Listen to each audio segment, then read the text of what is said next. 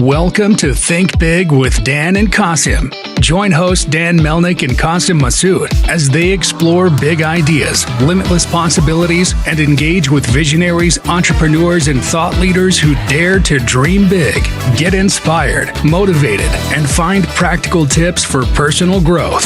Think big, dream bigger, and ignite your potential.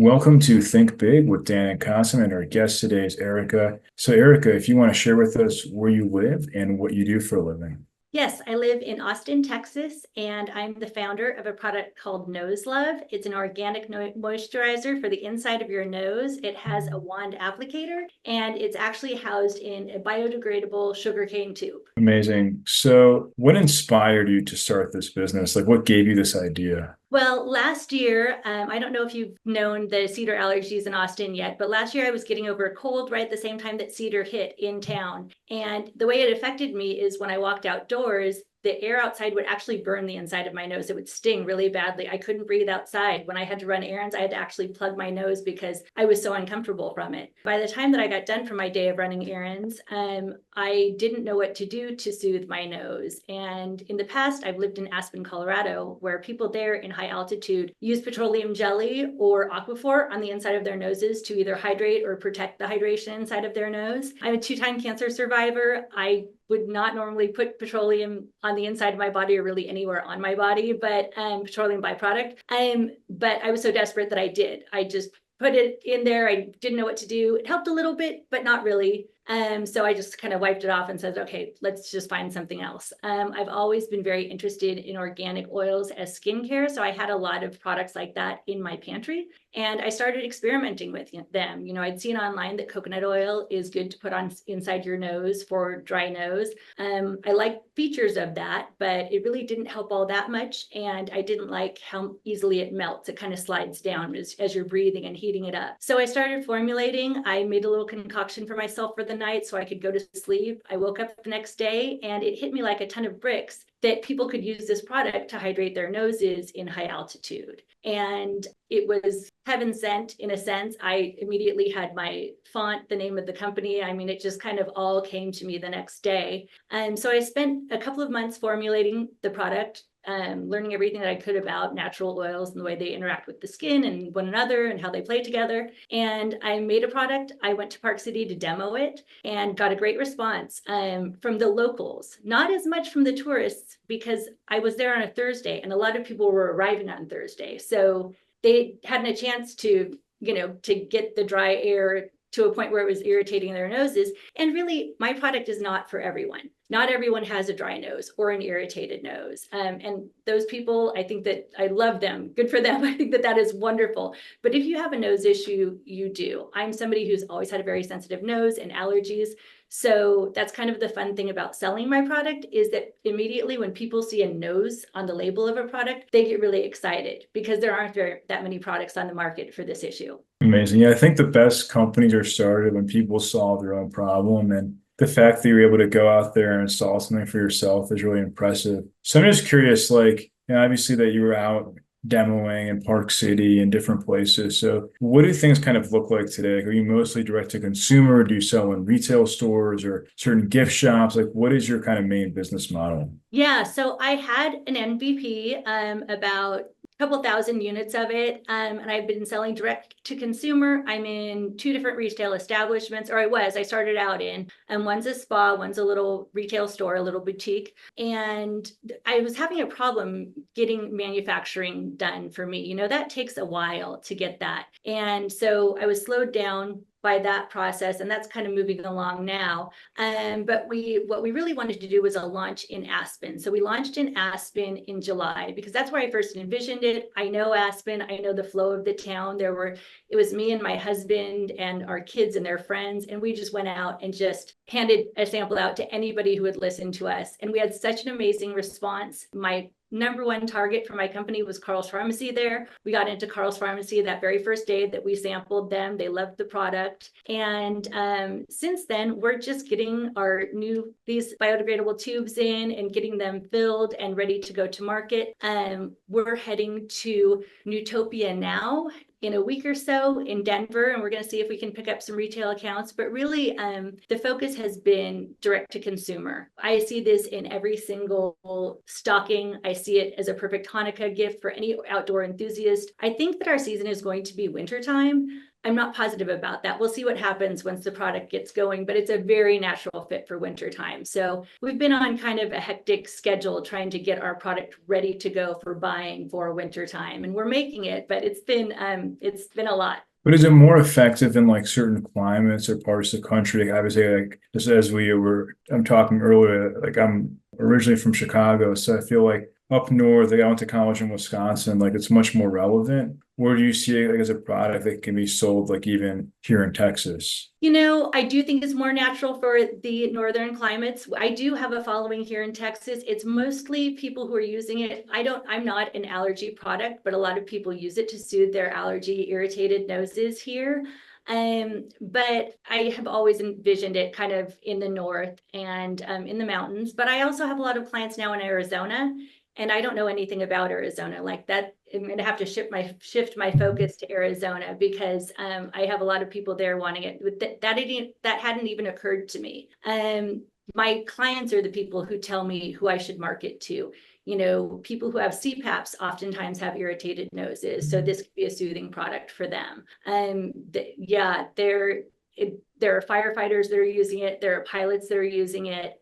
So I really had a lot of great supporters who kind of pointed me in the right direction. Yeah, for sure. Like I think that there's definitely like as you scale like other channels, like even this sort of like B2B channel of like, hospitals or home health clinics or fire departments or other places like that that could actually buy the product for their customers or clients, right? So because there is, I mean, so many possibilities with this product. That's what I've learned. I really kind of thought it was this high altitude product to begin with. And the more I get into it, the more I realize that there are so many applications for it. So it's very, very exciting. For sure. And like you mentioned, obviously manufacturing has sort of been like a challenge. So talk more about that process. Like what has that been like for you? How have you actually found like at this time a manufacturing partner for your business? A lot of phone calls.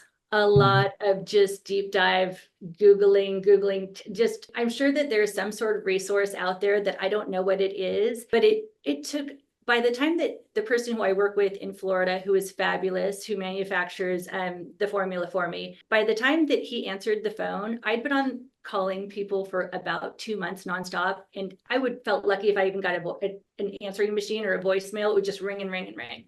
And when he answered the phone, I didn't even remember why I was calling him. Because I called so many people and nobody even picks up.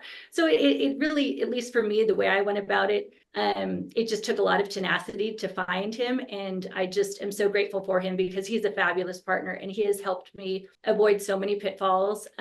He's a great guy and I'm so grateful for him. So, my manufacturer in China, the same way, I went all through the United States looking for somebody who had a plastic alternative product. I'm really concerned about single-use plastic, and I didn't want it to contribute to it. So I never found somebody who was making lip gloss tubes. There are companies that make them, but not this that I could ever find. And what I found online is that China seems to be the leader in this particular sugarcane application. So that's who I ended up working with. But once I found him, he's been a really great partner too. That's been mandatory thing for me for all of my relationships is that, my company is called Nose Love. We're really into charity and we will not work with people who, where it's going to be a negative experience. We want it to be positive. We'll wait for the right person. And it took a lot of phone calls, but we really found those people so far. Amazing. Yeah, for sure. It's definitely challenging sometimes to find good partners, especially like, just something as critical as manufacturing. It's a very important part of your business and CPG and e-commerce. So speaking of e-commerce, like what is your strategy to kind of scale up from that channel? Like, do you have like ads planned or TikTok influencers? Like, what is your kind of, go-to-market strategy for Q4, like in the winter season, as you're going to have more demand? Yeah, so we do have a presence in all social media. Being a nose product, I don't know that it's really that natural of a company to follow to be interested in. On my Instagram, I have daily posts that are called love stories. They're sweet little stories of like animals and babies and things like that, just because I don't know why anybody else would follow a nose product. It's just not very interesting, or I just can't see the value. So anyway, we do that. We are connected with a few influencers. We're in a promotion right now that goes into Airbnbs with a bunch of different gifts that go into the home, and they're creating user generated content for us. And we're going to start Google Ads. Our season, we think, really is going to start in October. So that's when we're going to start doing Google Ads.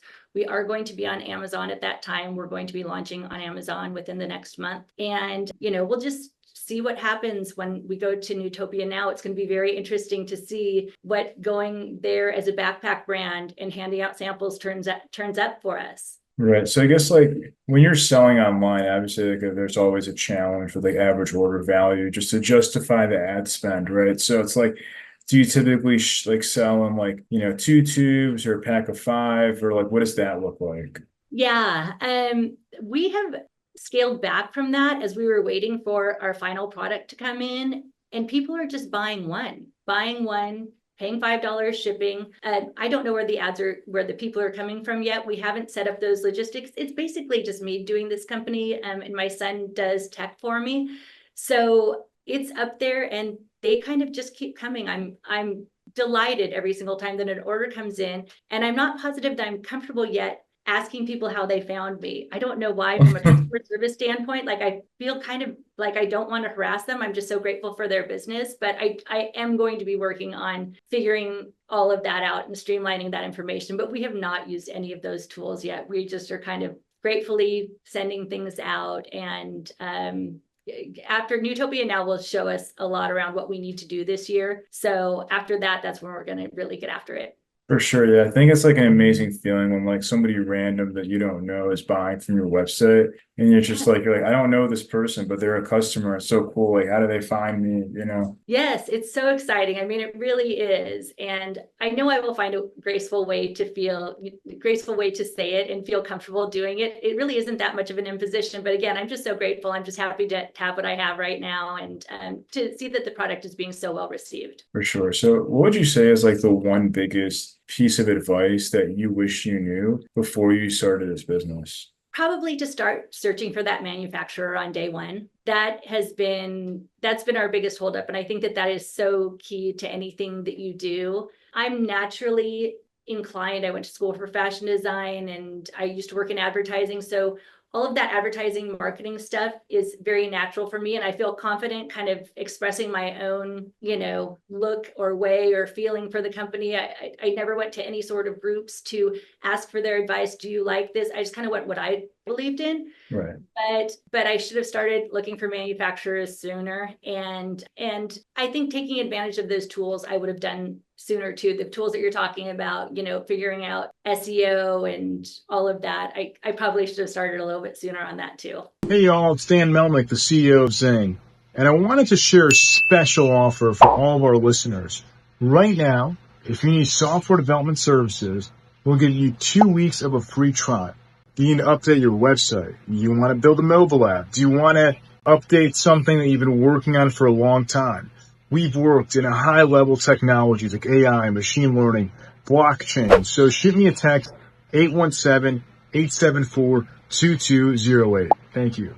For sure. Yeah. I mean, it's one of those things where it's like, and that's why like I'm always asked this question, because you don't know what you don't know, right? And you're always gonna make mistakes. And yeah, I mean, if you would have just started looking for somebody sooner, it might have not been as good of a partner as your current partner for manufacturing. So it's just things sort of work out like in the way they do for a reason. And on that note, right? So if we're gonna have this conversation again in 1 year from now, where do you see things going for your business? I plan on being in a lot of retail locations next fall. Again, I don't know what's going to happen this spring. I am counting on getting onto QVC and HSN. The moment that my manufacturer saw my product, he said, "You've got to be on QVC and HSN." And I love QVC and HSN. I always have, just with whatever the demographic that I might not fit into that is HSN and QVC. I've loved it since I was 16 years old. I find it so entertaining. I love the sales pitches. I love the personalities.